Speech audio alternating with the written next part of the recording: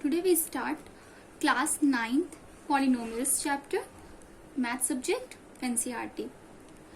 सबसे पहले हम लोग पॉलिनोमियल्स में बहुत सारे टर्म पढ़ेंगे, जैसे कांस्टेंट क्या होते हैं, वेरिएबल्स क्या होता है, पॉलिनोमियल्स क्या होता है, डिग्री क्या होता है। फिर हम लोग इसके बारे में कोफिशिएंट के बारे में पढ़ेंगे, टर्म्स क्या होता है, मोनोमियल, बाइनोमियल, ट्राइनोमियल, इन सारे टर्म्स के बारे में हम लोग इस चैप्टर में पढ़ेंगे। तो सबसे पहले हम ये जानना चाहते हैं नंबर्स के बारे में। तो नंबर के बारे में हम लोग ये जानते हैं कि नंबर तो बहुत तरह का होता है, जिसमें सबसे पहला हम लोग जानते हैं नेचुरल नंबर। तो नेचुरल नंबर के बारे में हम लोग को पता है कि नेचुरल नंबर किसको कहा जाता है। तो नेचुरल नंबर जो होता है वो काउंटिंग नंबर्स को कहा जाता है। Counting numbers are called natural number. Counting numbers are called natural number. ये तो आप लोग प्रीवियस क्लास से ही जानते होंगे।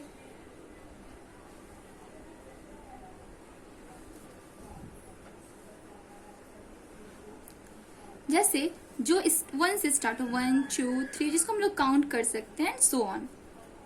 दूसरा होता है होल नंबर। होल नंबर किसको कहते हैं? तो होल नंबर उसको कहा जाता है which number that start from 0, वो नंबर जो 0 से स्टार्ट होते हैं।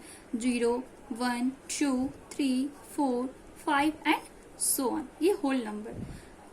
अब हम लोग इस पॉलिनोमियल्स चैप्टर में होल नंबर को एक और अदर नेम से जानेंगे, और वो नाम है नॉन नेगेटिव इंटीजर।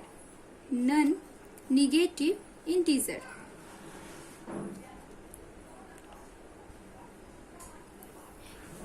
प्यारे स्टूडेंट, आप इस पॉलिनोमियल चैप्टर में होल नंबर्स को किस अलग नाम से जानेंगे? Non negative integer.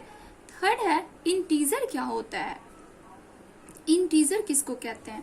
तो इंटीजर जो होता है वो positive natural number and negative natural number. Positive natural number, positive natural number and negative natural number. Negative natural number are called integer.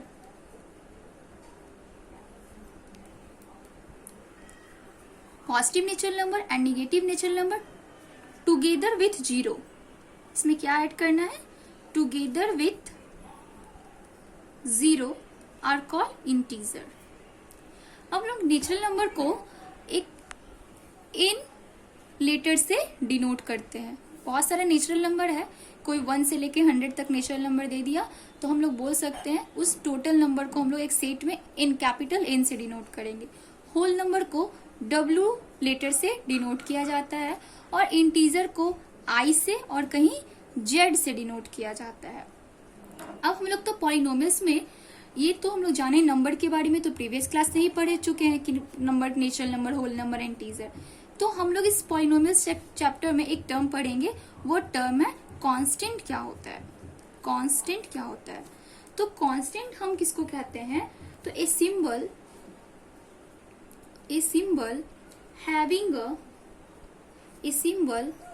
having a fixed numerical value is called a constant। यानी constant जो होता है वो एक fixed numerical value होता है। Fixed numerical value का मतलब क्या हुआ?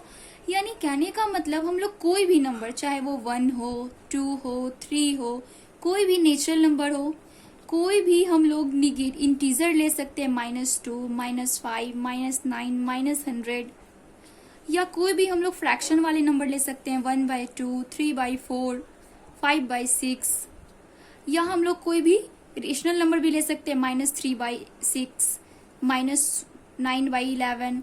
यानी इन सारे नंबर को इसका एक फिक्स न्यूमेरिकल वैल्यू, ये अपना वैल्यू कभी बदलते नहीं। तो इस बहुत सारे नंबर, इस सारे नंबर को हम लोग कांस्टेंट के नाम से जानेंगे। जैसे कि एग्जांपल में हम लोग देख सकते हैं, आप लोग पढ़े होंगे कि perimeter of square equal to जो होता है 4 इंटू साइड होता है। पेरीमीटर ऑफ स्क्वायर आप लोग जानते होंगे कि 4 इंटू साइड होता है। तो यहाँ 4 इंटू साइड में कांस्टेंट टर्म कौन है? तो 4 मेरा कांस्टेंट है। कैसे?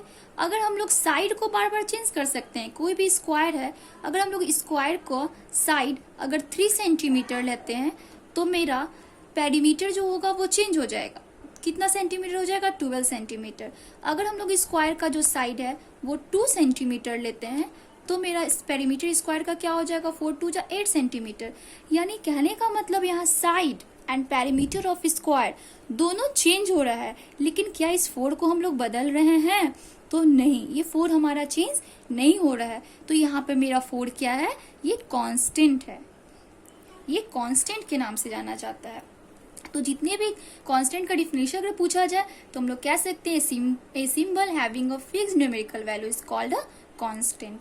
ठीक है, हम लोग एग्जाम्पल से भी समझ गए, चाहे 1 2 3 4 कुछ भी, कोई भी नेचुरल नंबर आप ले लीजिए, कोई भी होल नंबर आप ले लीजिए, कोई भी आप इंटीजर्स ले लीजिए, फ्रैक्शन नंबर ले लीजिए, रेशनल नंबर, वो सारे कांस्टेंट होंगे। तो एक टर्म हम लोग समझ गए कांस्टेंट किसको कहते हैं। अब हम लोग यहाँ देख रहे हैं कि एक एग्जाम्पल लेके हम समझे कि पेरीमीटर ऑफ स्क्वायर में, तो 4 के बारे में तो हम लोग समझ गए 4 एक कांस्टेंट है, लेकिन ये साइड, ये पेरीमीटर ऑफ स्क्वायर, ये क्या है? ये तो चेंज हो रहा है, साइड चेंज हो रहा है, पेरीमीटर ऑफ स्क्वायर चेंज हो रहा है। और हम लोग शॉर्टकट में हम लोग फॉर्मूला लिखते हैं 4a, तो ये a क्या है? ठीक है, पेरीमीटर में हम लोग शॉर्टकट में लिखते हैं p, तो ये p क्या है? तो हम लोग इस टर्म को अब पढ़ेंगे। तो वो टर्म है वेरिएबल। क्या है वो टर्म? वेरिएबल। अब नेक्स्ट टर्म पढ़ेंगे वेरिएबल के बारे में। वेरिएबल किसको कहा जाता है? तो इसका डिफिनेशन अगर हम लोग को याद रखना है तो याद रख सकते हैं, a symbol which may be assigned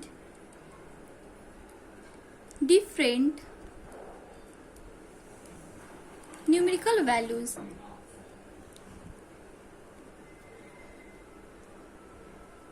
is known as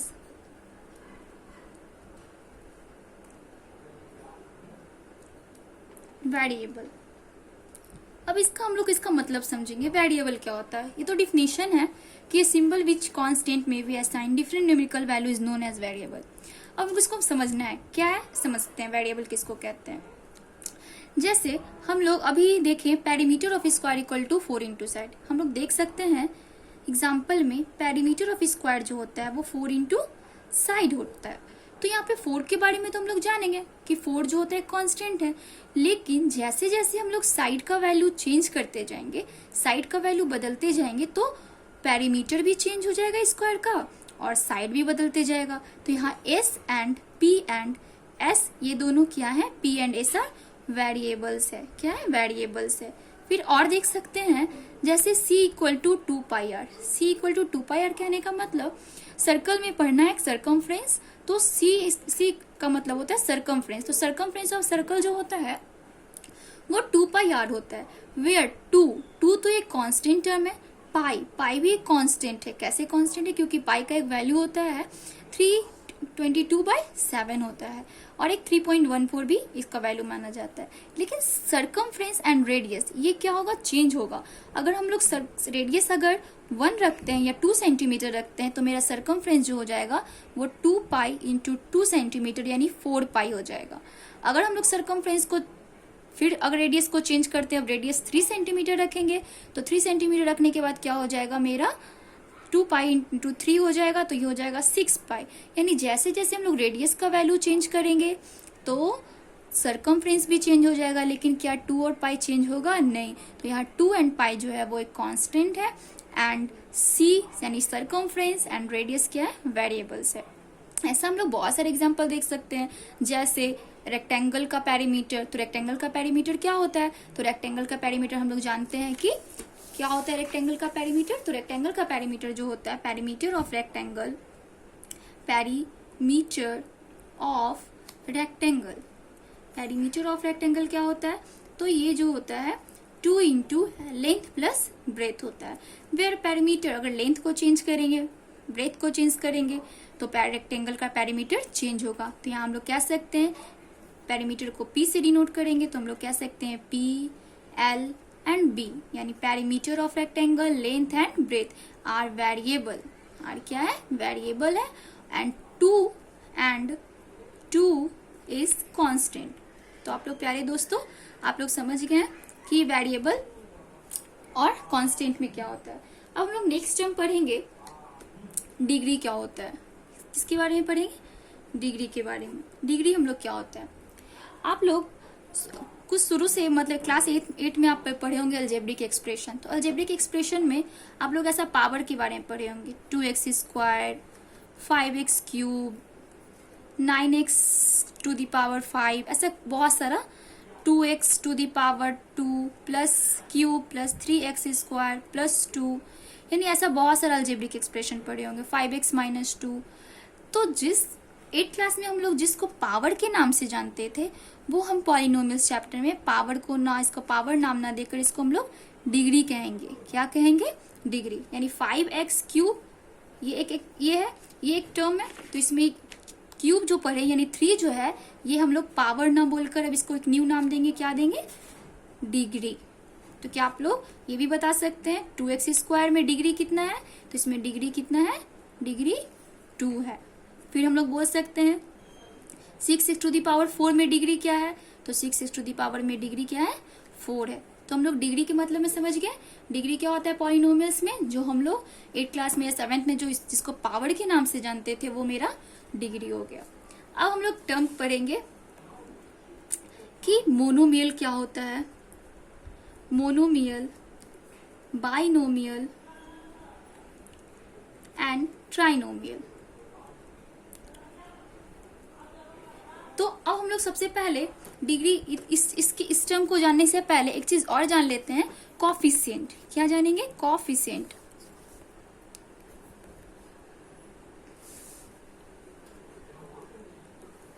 coefficient के बारे में जानेंगे। तो कॉफिशिएंट क्या होता है? तो कॉफिशिएंट के बारे में अभी हम लोग देखें, पावर के बारे में हम लोग डिग्री के बारे में हम लोग जानेंगे। अब कॉफिशिएंट तो यहाँ पे 2x², ठीक है। तो 2x² में जो वेरिएबल के साथ डिजिट जुड़ा हुआ है, वेरिएबल के साथ जो कांस्टेंट जुड़ा है, किसके साथ?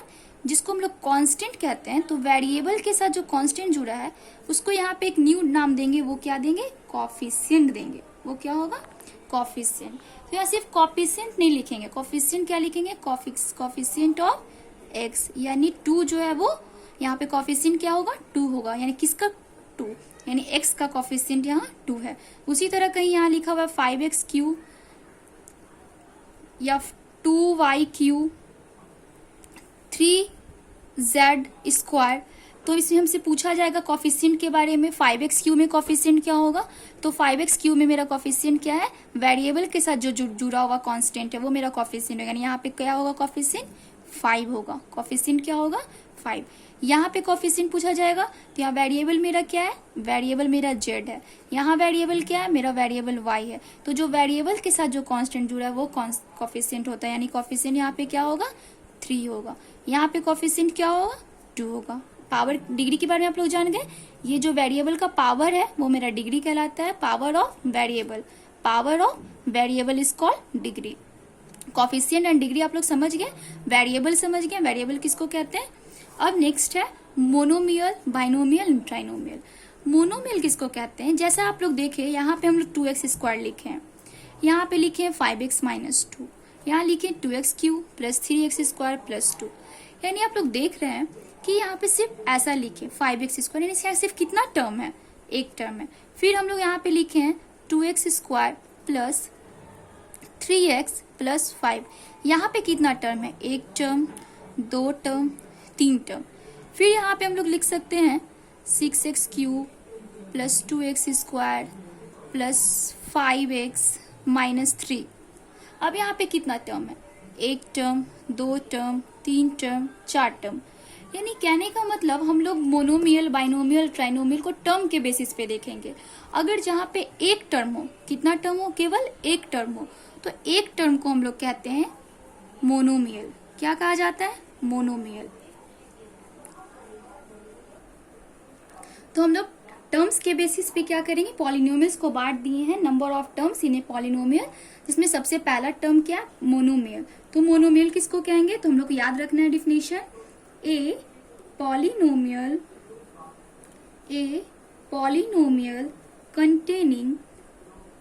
containing only one term, is called a monomial. तो मोनोमियल के बारे में आप लोग जान गए, जिसमें केवल वैसा कोई भी पॉलिनोमियल जिसमें केवल एक टर्म हो। जैसे हम लोग एग्जांपल दे सकते हैं -8x², ये भी एक मोनोमियल है। क्यों? क्योंकि इसमें केवल कितने टर्म है, एक टर्म है, वो टर्म क्या है, -8x²।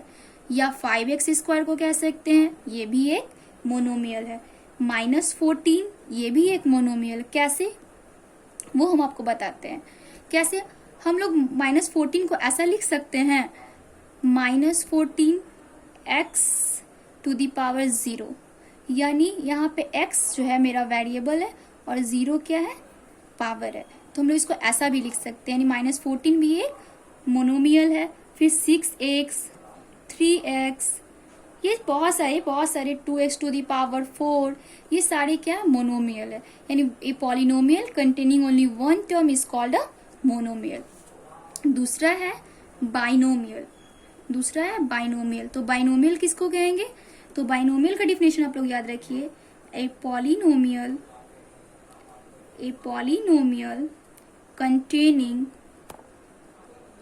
containing two non-zero terms is called a binomial। Binomial के बारे में आप लोग देखिए, जिसमें केवल कितने टर्म हो, 2 नॉन-जीरो टर्म। नॉन-जीरो का मतलब ऐसा नहीं होना चाहिए कि एक 2x² लिख दिए प्लस 0 लिख दिए, ये एक बाइनोमियल नहीं है, क्योंकि एक 2x² प्लस 0 का मतलब 2x², तो ये तो मोनोमियल ही हो गया। बाइनोमियल कहने का मतलब वैसा पॉलिनोमियल जिसमें कितने हो, ओनली 2 नॉन-जीरो टर्म हो। जैसे एग्जाम्पल 2x+4, ये किसमें कितने टर्म है, 2 टर्म है, 2x+4 2 टर्म है, तो ये बाइनोमियल का एग्जाम्पल हो गया। x - 3x⁵, ये भी एक बाइनोमियल का एग्जाम्पल हो गया। -x⁵ + 6, ये भी एक बाइनोमियल का एग्जाम्पल हो गया, क्योंकि इसमें कितने टर्म है, 2 टर्म है और कहीं पे भी 0 नहीं है। तो बाइनोमियल के बारे में आप लोग समझ गए। तीसरा है ट्राइनोमियल।